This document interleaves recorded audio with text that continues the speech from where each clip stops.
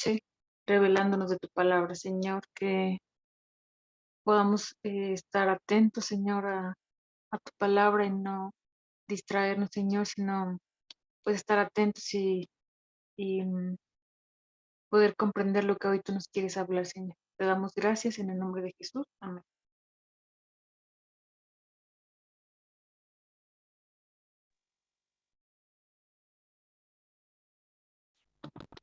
Vamos a pasar a la repartición de los versículos.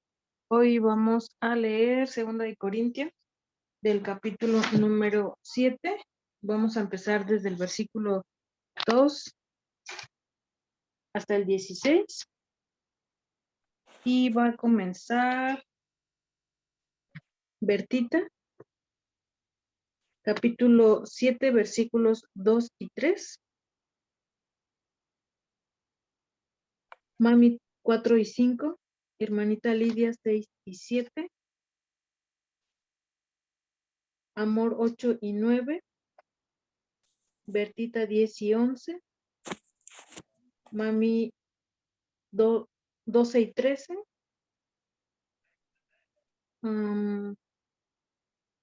Hermanita Lidia 14 y 15. Y Amor terminas en el 16, por favor. Bertita, si está lista, podemos comenzar con la lectura, por favor. Sí, cómo no.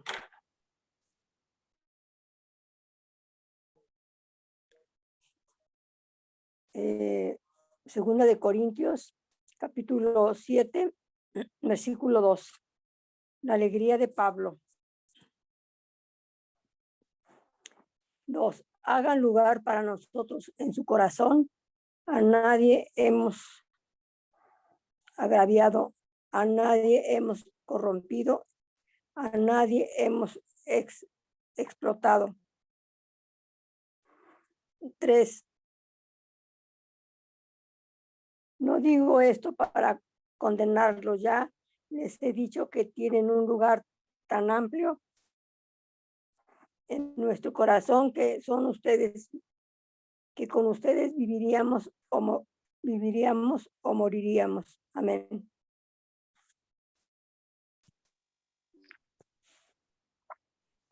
Cuatro. Les tengo mucha confianza y me siento muy orgulloso de ustedes. Estoy muy animado. En medio de todas nuestras aflicciones se desborda mi alegría. 5. Cuando llegamos a Macedonia, nuestro cuerpo no tuvo ningún descanso, sino que nos vimos acosados por todas partes, conflictos por fuera, temores por dentro. 6. Pero Dios, que consuela a los abatidos, nos consoló con la llegada de Tito. 7. Y no solo con su llegada, sino también con el consuelo que él había recibido de ustedes. Él nos habló del anhelo, de la profunda tristeza y de la honda preocupación que ustedes tienen por mí, lo cual me llenó de alegría. Amén. 8. Si bien los entristecí con mi carta, no me pesa. Es verdad que antes me pesó porque me di cuenta de que por un tiempo mi carta los había entristecido. 9. Sin embargo, ahora me alegro, no porque se hayan entristecido, sino porque su tristeza los llevó al arrepentimiento. Ustedes se entristecieron tal como Dios lo quiere, de modo que nosotros de ninguna manera los hemos perjudicado. 10. La tristeza que proviene de Dios produce el arrepentimiento que lleva a la salvación, de la cual no hay que arrepentirse, mientras que la tristeza del mundo produce la muerte. 11. Fíjense lo que ha producido en ustedes esa tristeza que proviene de Dios. Qué empeño, qué afán por disculparse, qué indignación, qué temor, qué anhelo, qué preocupación, qué disposición para ver que se haga justicia. En todo han demostrado su inocencia en este asunto. Amén. 12. Así que, a pesar de que les escribí, no fue por causa del ofensor ni del ofendido, sino más bien para que delante de Dios se dieran cuenta que por ustedes mismos de cuánto interés tienen en nosotros. Por esto, todo esto nos reanima, además del consuelo que hemos recibido. Nos alegró muchísimo el ver lo feliz que estaba Tito, debido a que todos ustedes fortalecieron su espíritu. 14. Ya le había dicho que me sentía orgulloso de ustedes y no me han hecho quedar mal. Al contrario, así como todo lo que dijimos es verdad, también resultaron ciertos los elogios que hice de ustedes delante de Tito. 15. Y él les tenía aún más cariño al recordar que todos ustedes fueron obedientes y lo recibieron con temor y temblor. Amén.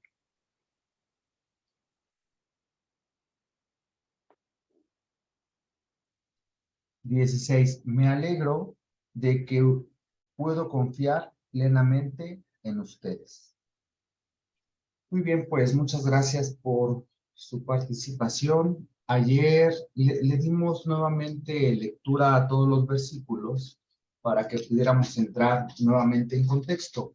Ayer ya los habíamos leído y nos quedamos en el versículo 9.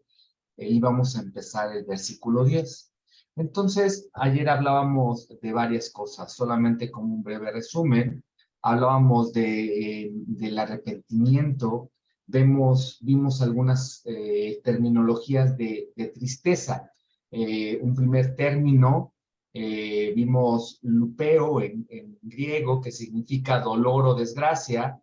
Vemos el término de lamentar, que en griego es metamelomai, es un término que significa después del cuido. Esto parece significar tristeza sobre las consecuencias del acto pasado.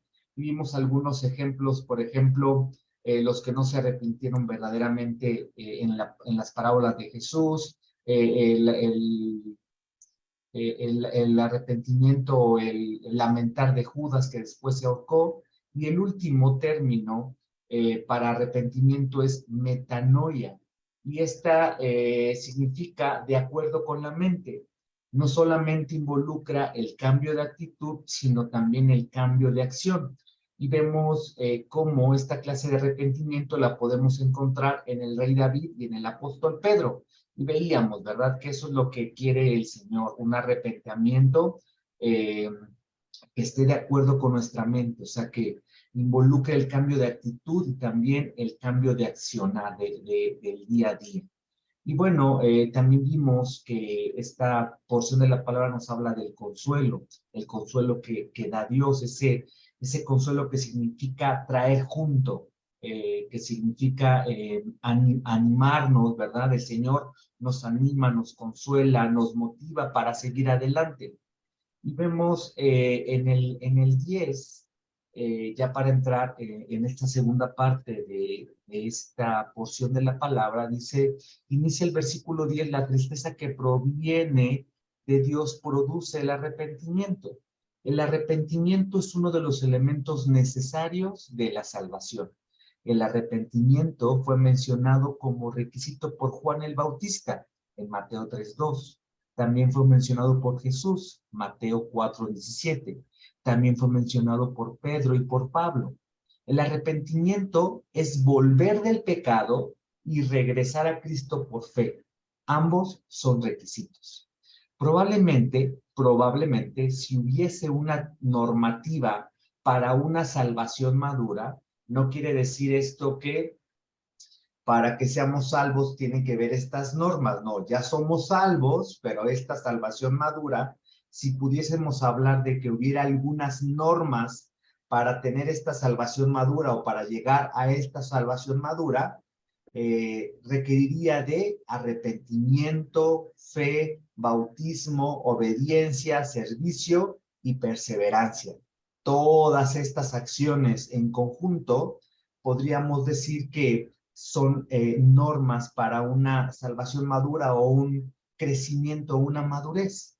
Ya hemos visto que el ser hijos de Dios, el cristianismo, es una relación de estilo de vida. No es un montón de requisitos por los cuales hay que pasar, aunque sí la vida eterna tiene características observables. Hemos hablado también mucho de esto que se tiene que notar en nuestro diario vivir. Esta transformación, este cambio, se tiene que ver reflejado en nuestro diario vivir.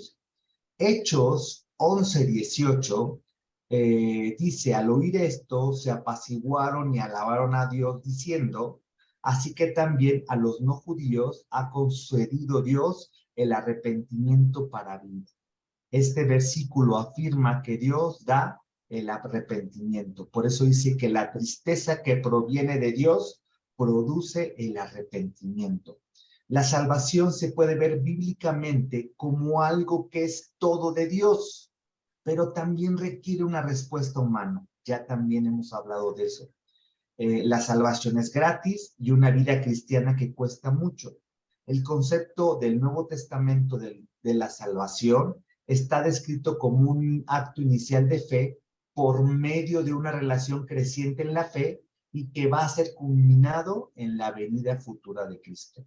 Entonces vemos que este arrepentimiento que produce Dios lleva a salvación.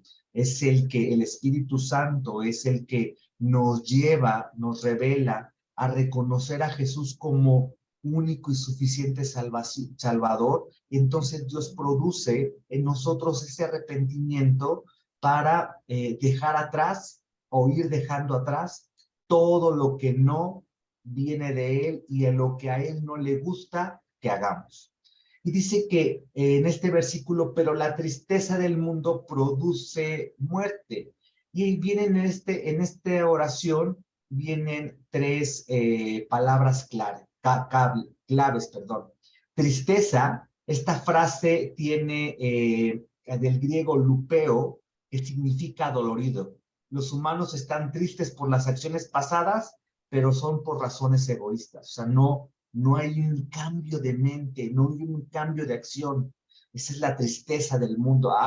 Se sienten adoloridos y tal vez lloran, pero después vuelven a hacer exactamente lo mismo. El mundo, ¿verdad? Esto se refiere a la sociedad humana organizada y funcionando sin Dios. Esta es la humanidad caída. Y muerte, el uso de este término, posiblemente se refiere a la muerte espiritual, pero también a la muerte física. Entonces, vemos esta diferencia. La tristeza que viene de Dios produce arrepentimiento, un cambio de mente, de accionar, empezamos a actuar como el Señor quiere que actuemos, y la tristeza del mundo, que es solamente congoja, estar adoloridos, y que nuevamente volvemos a hacer lo mismo. Entonces, es una diferencia que Pablo nos deja muy claro en esta porción de la palabra. Y en el 11, cuando dice, fíjense en lo que ha producido en ustedes esta tristeza que proviene de Dios. Y también es llamada esta tristeza piadosa que produce resultados espirituales. Un verdadero arrepentimiento, o sea, de metanoia, de mente, y que a la vez va dando frutos distintos conforme a lo que el Señor nos ha llamado a dar. Los resultados piadosos se van enumerando en este versículo 11. La tristeza piadosa produce arrepentimiento y el arrepentimiento demanda solicitud. El arrepentimiento significa cambiar y se requiere de solicitud para mantenerse en ese cambio, o sea, empeño. Si uno se da por vencido fácilmente, entonces jamás puede andar en este arrepentimiento, aunque puede llevar a cabo actos de arrepentimiento. La tristeza piadosa produce arrepentimiento y el arrepentimiento constituye una defensa. Es una defensa de la culpa y la vergüenza al saber que trajimos nuestro pecado a Dios y que ahora andamos en el camino correcto. La tristeza piadosa o este arrepentimiento produce indignación. Estamos indignados con nosotros mismos y con la necesidad de pecar. es el tipo de actitud que hace que el arrepentimiento dure, o sea, mantenernos firmes en ya no volver a hacer lo que ahora sabemos que no es grato para el Señor. El arrepentimiento se muestra en el temor de caer de nuevo en el mismo pecado. Aquí Pablo no está escribiendo sobre un temor a Dios, sino sobre el temor a pecar, el temor a nuestra propia debilidad hacia el pecado. El arrepentimiento muestra un ardiente afecto. Esto es un corazón que en realidad desea la pureza y lo piadoso y que ya no quiere pecar más. Este ardiente afecto es expresado por la oración de corazón y una total dependencia de Dios. El arrepentimiento también muestra celo. La antigua palabra griega para celo habla de calor. Estamos ardiendo hacia Dios y su justicia y ardemos en contra del pecado y la impureza. En lugar de pereza, tenemos celo en nuestro andar con el Señor. Y también el arrepentimiento nos conduce a la vindicación. Como hijos de Dios somos vindicados aun cuando hayamos pecado. Nadie puede dudarlo porque la medida de un cristiano no está en cuanto a haber pecado o no, sino en que si se arrepintió o no. Y por eso el Señor nos manda a que vayamos a cuentas todos los días en este camino progresivo de la santificación y que el Señor nos va mostrando qué es lo que debemos dejar de hacer. Entonces, nos llama a que todos los días vayamos a cuentas con Él. Y también cuando el arrepentimiento está marcado por las características anteriores, somos limpios de culpa y de pecado. La mancha del pecado ya no está, podemos sentirlo y otros pueden verlo, ¿verdad? Que ya no está esa mancha en nosotros cuando nos hemos arrepentido porque somos limpios. Este predicador que les he comentado, Spurgeon, dijo: feliz aquel hombre que ha tenido demasiado del dolor del pecado para que éste sea amargo y agrio para él por el resto de sus días, para que ahora, con un corazón cambiado y un espíritu renovado, persevere en los caminos de Dios, sin pensar jamás en regresar, sino resuelto a cruzar inundaciones o llamas para abrirse paso hacia el cielo, para ser, por gracia divina, el amo sobre cualquier pecado que le asalte. Y hemos visto que ahora somos libres del pecado y que el pecado ya no nos mantiene presos. Ahora podemos decidir en ya no hacerlo más o seguir haciéndolo. El Señor nos ha dado esta libertad y este conocimiento de decisión. Ahora reconozco que esto es pecado y decido ya no más hacerlo. O aún seguir haciéndolo. Recordemos que es una decisión que viene en nosotros. Claro que deberíamos de decidir ya no hacerlo. En todo os habéis mostrado limpios en el asunto. Sus acciones de arrepentimiento han mostrado que están limpios. No fueron las palabras o los sentimientos las que mostraron que estaban limpios, sino las acciones. Es un cambio de propósito y de intenciones, un cambio de dirección y de acción. Este es el verdadero arrepentimiento, ¿verdad? Un cambio de intención y de propósito, un cambio de dirección y de acción. Por eso, el verdadero arrepentimiento en griego es traducido como metanoia, también en la mente.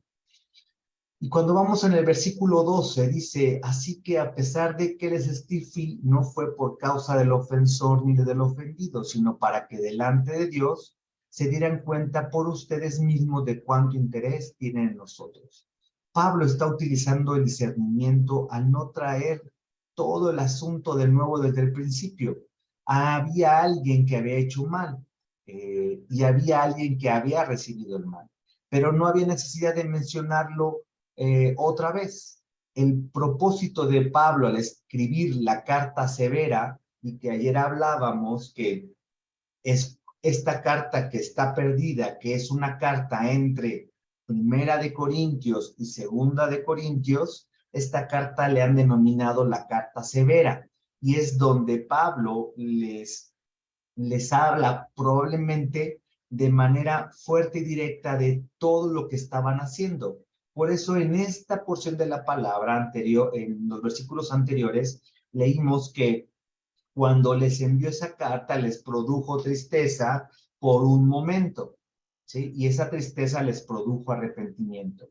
Este versículo en específico ha dado luz para tener seguridad de que hubo una carta entre Primera de Corintios y Segunda de Corintios. Ya esta carta se le ha llamado carta severa.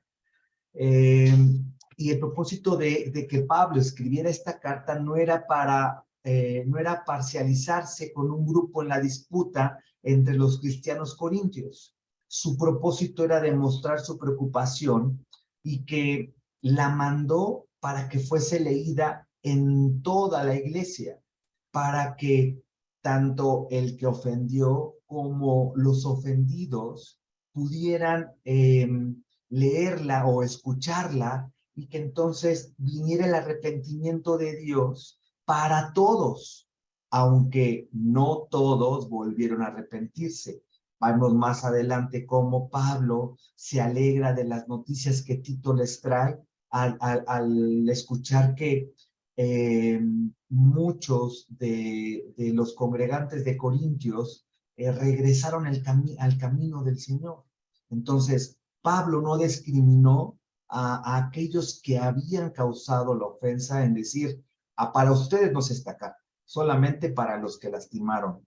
No es así, porque en el evangelio no hay discriminación. Jesús vino aún por esos fariseos que le acusaban y que lo condenaron. Él vino también por ellos. Desafortunadamente, ellos no se arrepintieron y no lo aceptaron. Pero en el evangelio no deberíamos hacer discriminación. El evangelio tiene que ser hablado para todos. Es el Espíritu Santo el que nos convence de pecado y es a través de Dios, es el que produce el arrepentimiento para que regresemos, dejemos el pecado y regresemos al camino del Señor. La preocupación de Pablo por los corintios era evidente. De todas las iglesias surgidas, nunca hubo una iglesia menos digna del afecto del apóstol Pablo de lo que era esta iglesia en aquel tiempo, pero también ninguna fue más amada. Era una iglesia que hubo muchos problemas, ya lo vimos en Primera de Corintios y ahora en Segunda de Corintios vemos esta circunstancia. Si leemos Colosenses, que les había comentado que cuando tuvieran oportunidad leyeran Colosenses, son 4 capítulos y también es hermosa. Y yo no veo ahí tanta exhortación.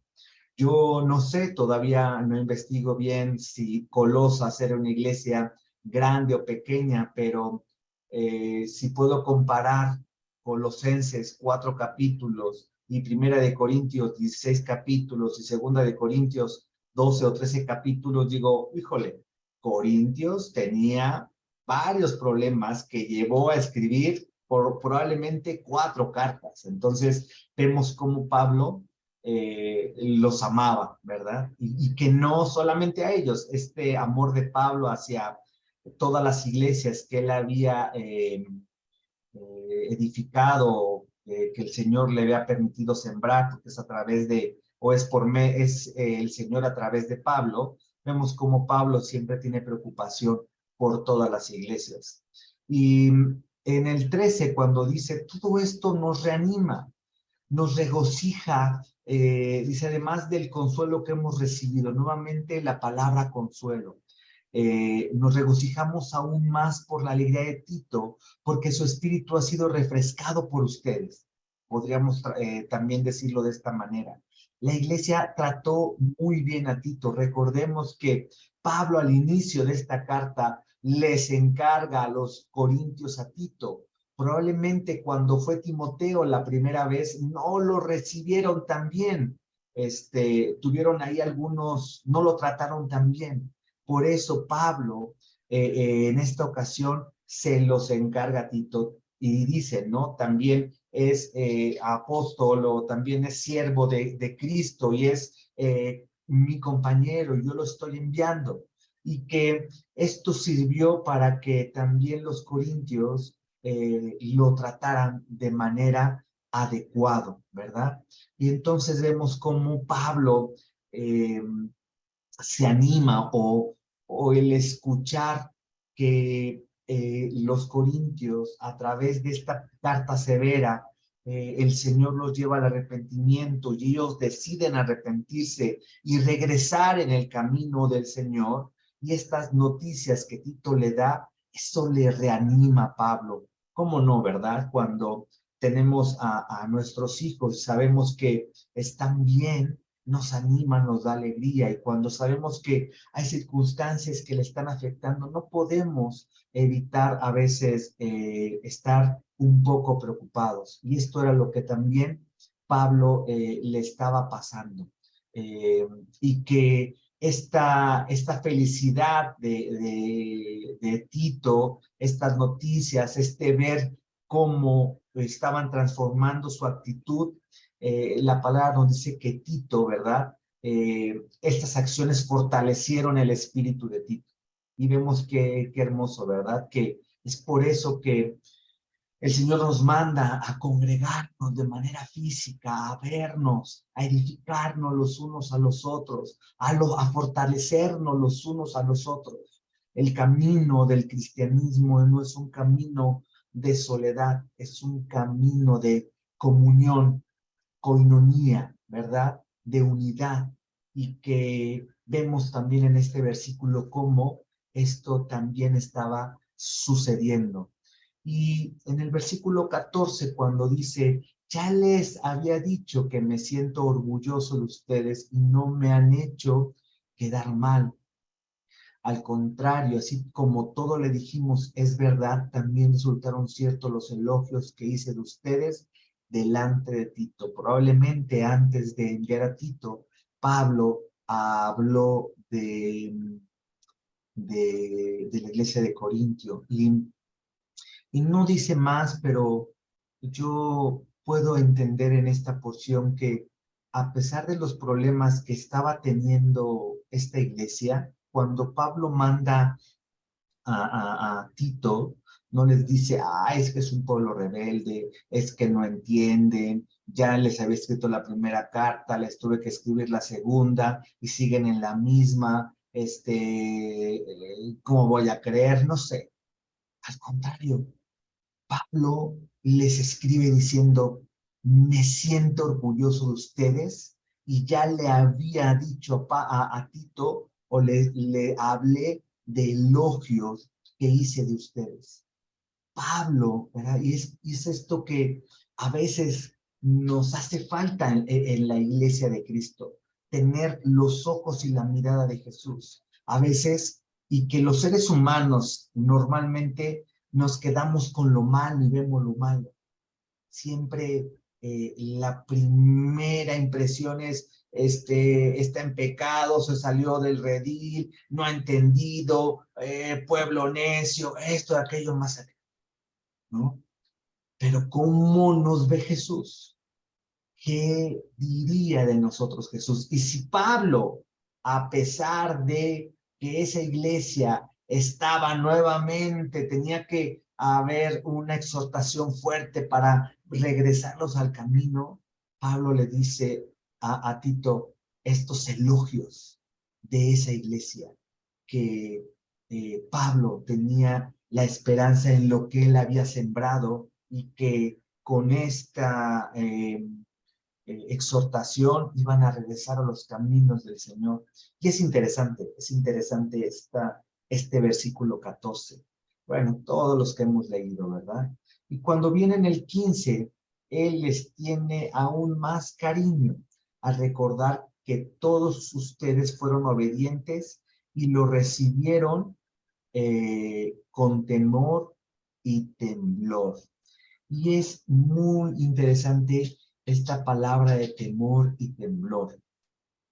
Es una expresión que significa humildad y reverencia. No se refiere a vivir en temor ni a tener miedo Pablo nos dice que nos ocupemos de lo que Dios nos ha dado con humildad y con reverencia. Hay un versículo muy interesante en el Antiguo Testamento y es Jeremías 33:9. Y dice, Jerusalén será para mí motivo de gozo, alabanza y gloria a la vista de todas las naciones de la tierra. Se enterarán de todo el bien que yo le hago. También temerán y temblarán por todo el bienestar y toda la paz que yo les ofrezco. ¿Por qué temblarán y por qué temerán? De acuerdo a este versículo, por el bien y la paz que Dios les dará. Por tanto, temor y temblor es tener humildad y reverencia al contemplar lo que Dios es, lo que Dios ha hecho y todo lo que Dios nos ha dado. Cuando la palabra habla de temor y temblor es humildad y reverencia, y que deberíamos siempre caminar en este sentido, ¿verdad?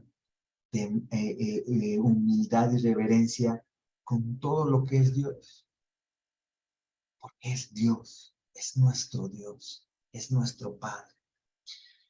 Y al final, en el versículo 16, dice, me alegro que pueda confiar plenamente en ustedes. Esta parte de confiar en ustedes, ya Pablo lo había mencionado en versículos anteriores, y que vuelve a hacer este match, o sea, esta unión, este clic con el versículo 14, ¿verdad? Pablo nunca perdió la fe en el Señor, pero también nunca perdió la fe en esta iglesia en Corintio.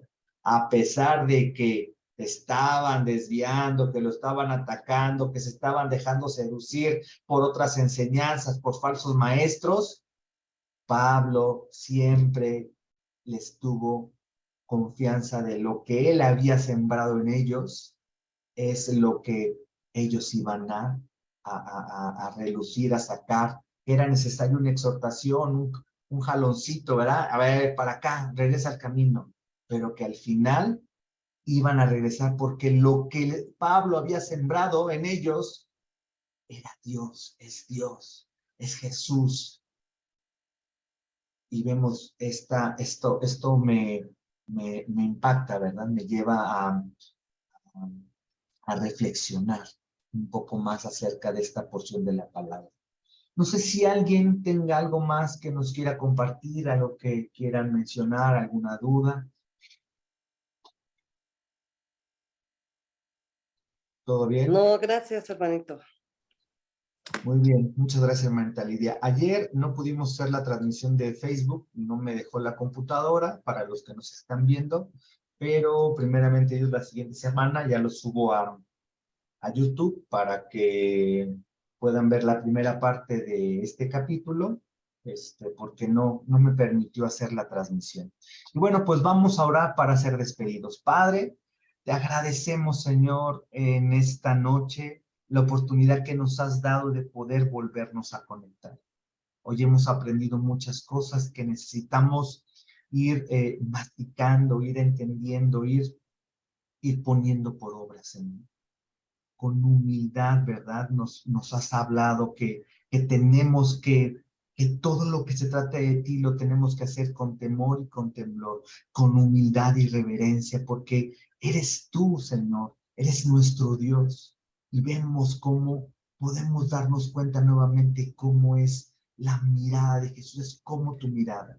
Tú no pierdes la confianza en tus hijos. A pesar de que probablemente nos desviemos, tú siempre estás dispuesto para consolarnos, para traernos y llevarnos nuevamente por el camino que tú nos has trazado. Es cierto, Señor, que mientras más crezcamos, mientras más maduremos, vamos a permanecer firmes y caminando en el camino que tú nos has trazado. Mientras tanto, Señor, que no es un permiso para hacerlo de manera alevosamente, sabemos que en ti podemos entrar confiadamente, en el que encontraremos consuelo, en el que encontraremos esta dirección, en el que encontraremos también, Señor, exhortación, porque dice tu palabra que solo a tus hijos reprendes, que solo a tus hijos enseñas, y que nosotros somos tus hijos, y que en ocasiones, Señor, necesitamos esta exhortación dura para dejar eso que no nos hemos dado cuenta o que no queremos dejar para seguir haciendo tu voluntad. Gracias, Señor, en esta noche por la vida de mis hermanas. Gracias por los que nos pueden ver a través de las redes sociales y por los que posteriormente nos verán. Sigue siendo tú abriendo nuestro entendimiento, precioso Espíritu Santo. Sigue hablando a nuestros corazones y que nosotros, Señor, tengamos la disposición de ponerlo por obra y llevar una vida recta delante de tu presencia. Te damos gracias en el nombre poderoso de tu Hijo Jesús. Amén y amén. Amén, hermanitas. Buenas noches. Les guarde. Bendiciones. Buenas noches. Amén.